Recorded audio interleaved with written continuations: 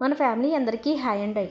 తోటలోకి టిఫిన్ చేయకుండా వెళ్ళామని చెప్పాను కదా. ఇక తోటలోకి వెళ్ళిన తర్వాత మనం ఏదైతే పని చేయాలనుకుంటున్నామో ఆ పని గంటకి అయ్యిద్ది అని అనుకున్నాం అనుకోండి, గంటకే అవ్వచ్చు, గంటన్నరకే అవ్వచ్చు, లేదంటే గంట కూడా పట్టకపోవచ్చు. కానీ తొందరగా అయ్యిద్ది కదా అని మనం వెళ్ళామనుకోండి, అసలే తోట దూరం, ఆకలి వేసింది అనుకోండి, తొందరగా ఇంటికి రాలేం.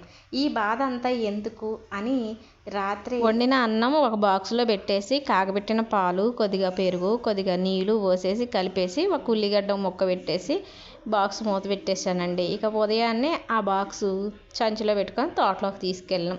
ఇక డ్రిప్ పైపులు మడతేసిన తర్వాత, చింత చిగురు కోసిన తర్వాత అన్నం తిందామని ఇద్దరం ఇలా కూర్చున్నాం. ఇక పెరుగన్నం తెచ్చుకున్నాను కదా, ఆ పెరుగన్నంలో మళ్ళీ కొద్దిగా నీళ్ళు పోసేసి కలిపి చెరికొద్దిగా పెట్టేశాను.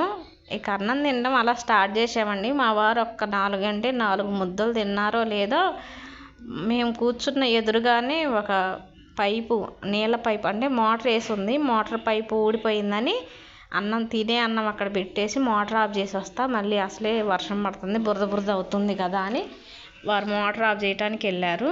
నేనేమో ఇలా అన్నం తింటున్నా. కానీ ఈ టైంలో ఇలా పెరుగన్నం తింటే ఎక్కువగా దాహం అవ్వకోకుండా ఉంటుందండి.